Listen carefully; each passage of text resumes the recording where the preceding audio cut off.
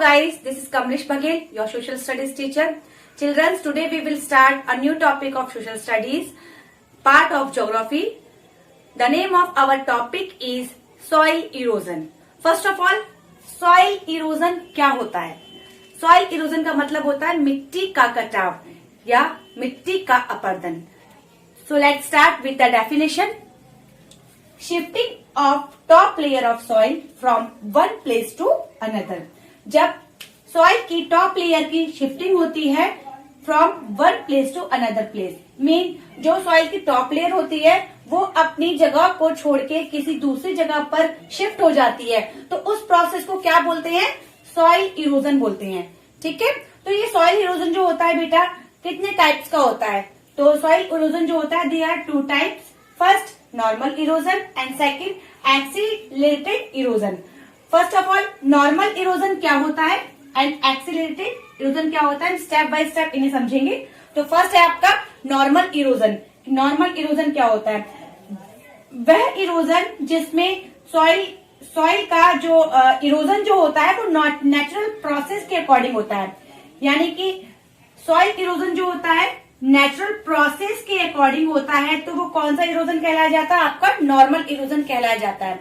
ठीक है, and second accelerated erosion. अब इसमें क्या होता है कि जो इसमें जो सॉइल इरोजन जो होता है वो मैन मेड एक्टिविटी के अकॉर्डिंग होता है, तो इसे हम एक्सेलरेटेड इरोजन बोलते हैं. ठीक है, अब सेकंड पॉइंट है इसका नॉर्मल इरोजन का रेट ऑफ इरोजन जो होता है वो स्लो होता है.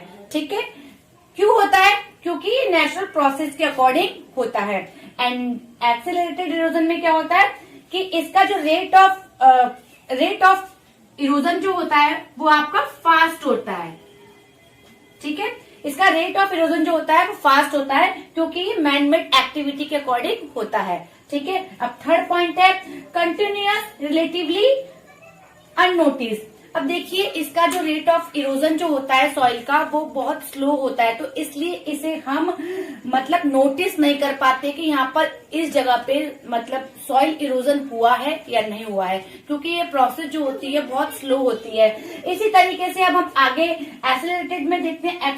एक्सेलरेटेड में क्या होता है कि इसमें जो सॉइल की जो कंडीशन होती है, टॉप लेयर की जो सॉइल की जो कंडीशन होती है वो बहुत सीरियस हो जाती है और टॉप लेयर का बहुत लॉस होता है, तो इसे हम नोटिस कर सकते हैं. नोटिस कर सकते हैं. क्यों कर सकते हैं? क्योंकि इसका जो रेट ऑफ इरोजन होता है बहुत फास्ट होता है, और ये किसके थ्रू होता है? ये इरोजन मैन मेड एक्टिविटी के थ्रू होता है. Okay, now next point is agent. ठीक है कि बेटा ये एजेंट क्या है, एजेंट का वर्क क्या होता है, और ये कौन कौन सी चीज है जो सॉइल इरोजन को होने में रिस्पॉन्सिबल होती है. तो हम एज अ एजेंट मैंने यहाँ पर 3 पॉइंट्स डिवाइड कर रखे हैं. फर्स्ट है आपका वाटर, सेकंड है आपका विंड एंड थर्ड है आपका बायोटिक एजेंट. तो फर्स्ट ये जो वाटर है, ये वाटर किस तरीके से रिस्पॉन्सिबल है सॉइल इरोजन के होने में? देखिए जो वाटर है ये तो कॉमन एजेंट है. क्यों? क्योंकि वाटर क्या करता है, जब बेटा देखिए जब बारिश होती है तो बारिश जब हमारी टॉप लेयर ऑफ सॉइल पे गिरती है तो वो क्या करती है, सॉइल को अपने साथ पानी बहाकर ले जाता है.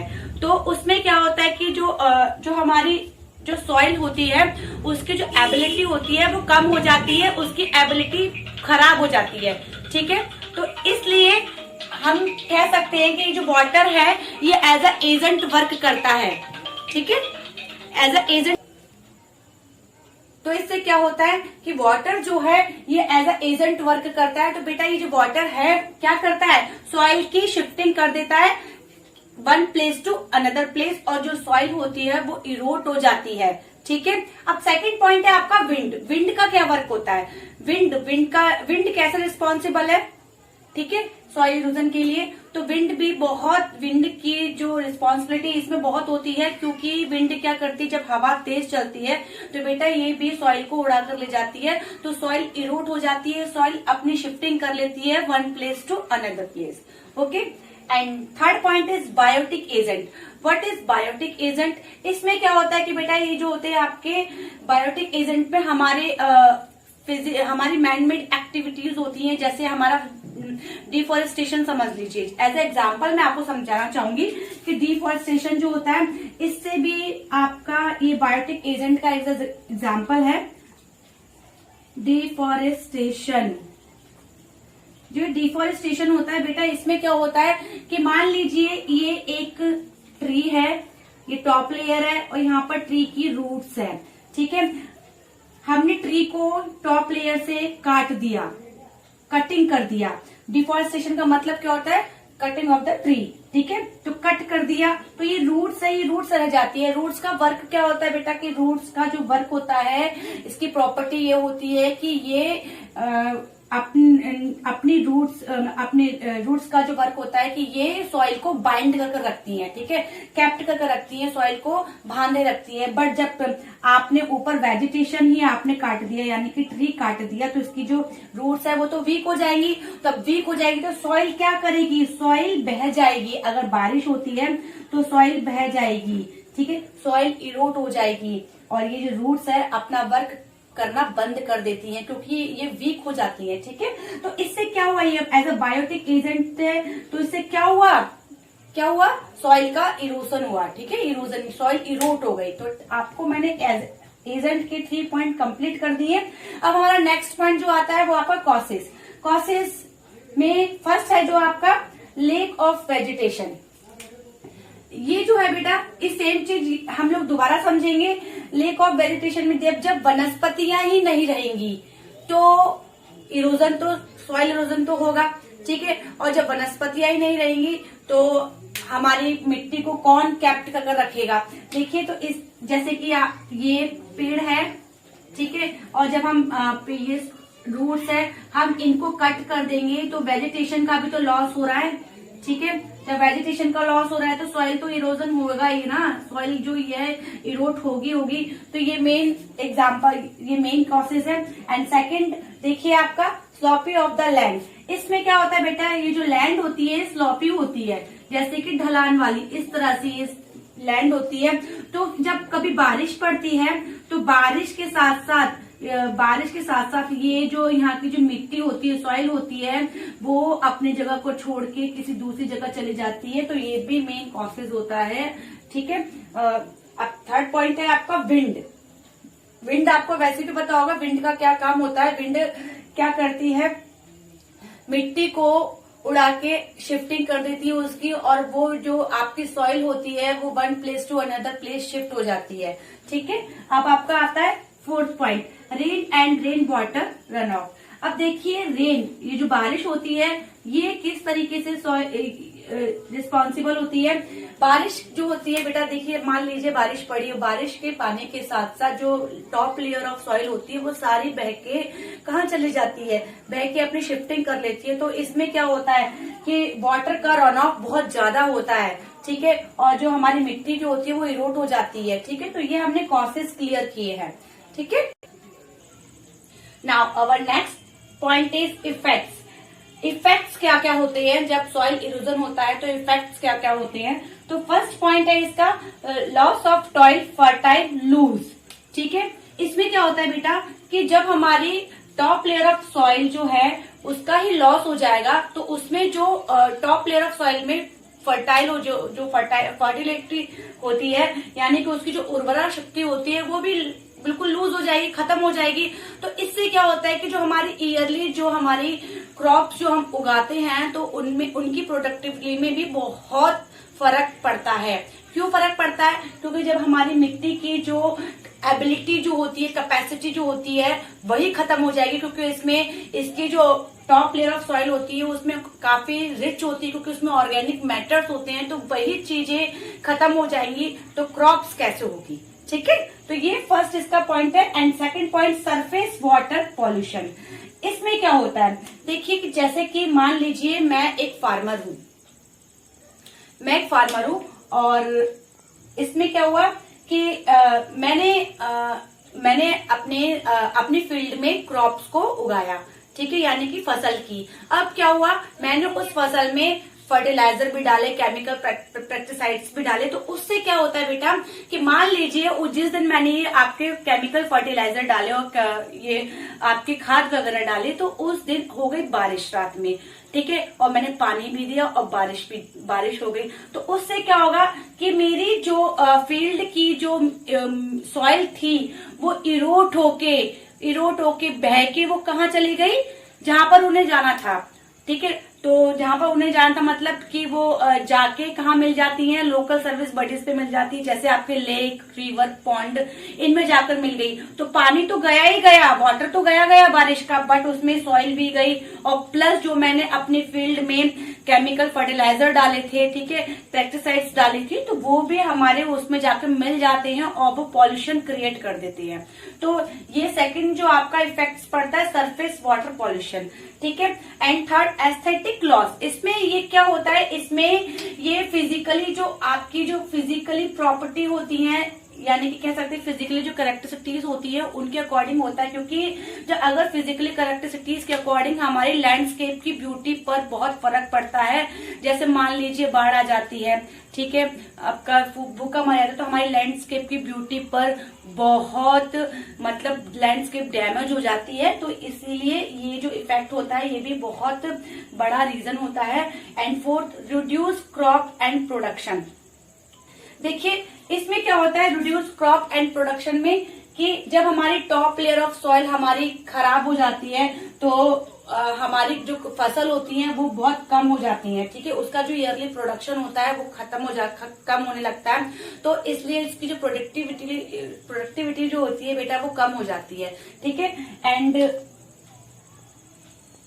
Fifth point soil compaction and poor drainage, ठीक है, ड्रेनेज। देखिए इसमें क्या होता है, जैसे कि हमारी टॉप लेयर ऑफ सॉइल जो होती है बेटा, जब उसका इरोजन होता है तो वो पूरी इरोट हो जाती है, तो उसके जो नीचे यानी कि टॉप लेयर ऑफ सॉइल, ये मान लीजिए ये टॉप लेयर ऑफ सॉइल है, ठीक है, ऊपर की परत है, जब ये इरोड हो जाएगी तो उसके नीचे की जो मिट्टी होती है, ठीक है, वो कॉम्पैक्ट हो जाती है और उसकी जो पकड़ होती है, जो पानी को जो ऑब्जर्व करने की जो कैपेसिटी होती है वो कम हो जाती है, वो पानी को ऑब्जर्व नहीं कर पाती है।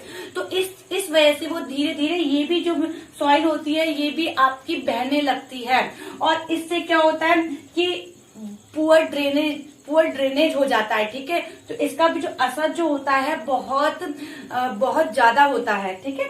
तो ये इफेक्ट्स तो थे मैंने आपको क्लियर किए। पहला आपका loss of top fertile surface, second आपका surface water pollution, and third है आपका एस्थेटिक लॉस, एंड फोर्थ है आपका reduce crop and production, and fifth आपका soil compaction and poor drainage. तो ये जो थे हमारे इफेक्ट्स थे, क्या क्या इफेक्ट्स पड़ते हैं। अब आता है सॉइल इरोजन के हम प्रिवेंशन कैसे कर सकते हैं, कि सॉइल इरोजन को हम रोक कैसे रख सकते हैं।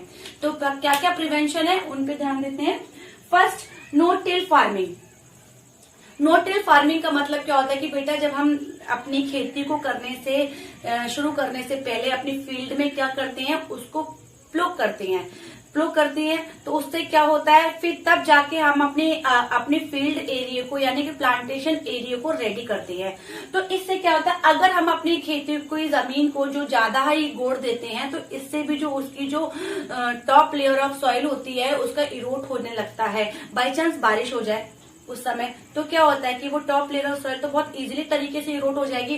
तो हमें अपनी जो फार्मिंग का जो थोड़ा सा वे होता है उस पर भी ध्यान देना चाहिए, ठीक है, क्योंकि इसमें शुरुआत की जो फार्मिंग होती है उसमें बहुत ध्यान देना चाहिए, ठीक है।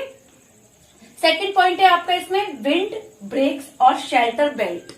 इसमें क्या होता है बेटा कि हमें मान लीजिए ये एक फील्ड है, खेत है, ठीक है, ये खेत है, तो मैंने इसकी जो बाउंड्री है, ये देखिए इसकी बाउंड्री है, यहाँ पर पेड़ लगा दिए हैं, ठीक है, चारों तरफ।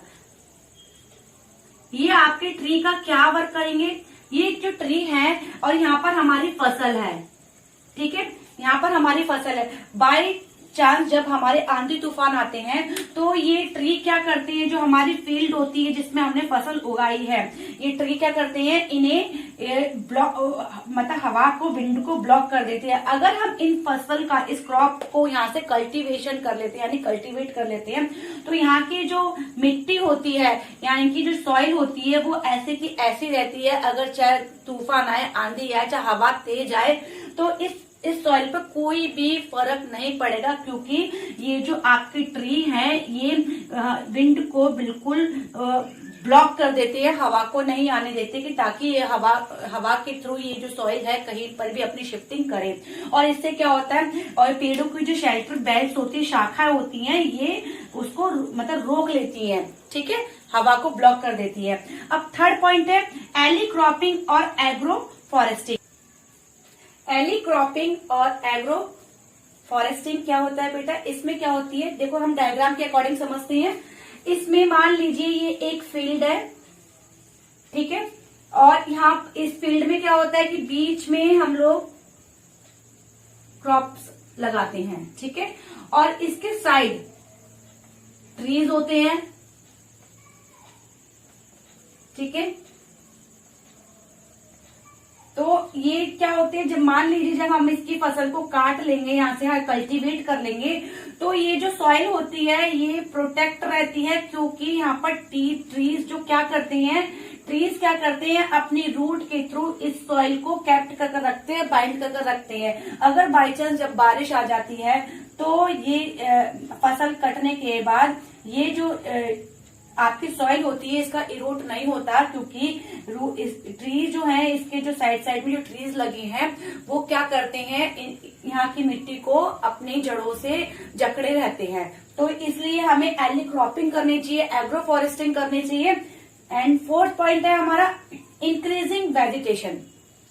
ये तो आपको पता ही होगा कि बेटा हमें वनस्पतियों को इंक्रीज करना चाहिए, हमें डिफोरेस्टेशन पे थोड़ा सा बहुत कम कर देना चाहिए, वनों का कटाव कम कर देना चाहिए, ठीक है, हमें एफोरेस्टेशन पे ज्यादा ध्यान देना चाहिए, क्योंकि जब अगर हम ट्रीज नहीं लगाएंगे तो ट्रीज का वर्क यही नहीं होता है कि ये हमारे सॉइल इरोजन को बचाव करती है, ट्रीज से हमें ऑक्सीजन मिलती है, ये शेल्टर्स होते हैं, ठीक है, और जितने हम ज्यादा वेजिटेशन ग्रो करेंगे तो उतना ही ज्यादा क्या होगा, हमें ऑक्सीजन मिलेगा, और उससे ऑक्सीजन के साथ साथ हमारा प्रिवेंशन होगा। किसका प्रिवेंशन होगा, सॉइल इरोजन का। तो ट्रीज जो हैं, वनस्पतियां जो हैं, हमारे सॉइल को प्रिवेंट करती है, ठीक है। तो ये जो मैंने आपको 4 पॉइंट समझाए, ये प्रिवेंशन ऑफ सॉइल इरोजन है, ठीक है।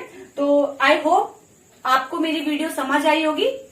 तो अगर आपको मेरी वीडियो अच्छी लगी तो बेटा लाइक कीजिए, शेयर कीजिए and subscribe also. Thank you very much.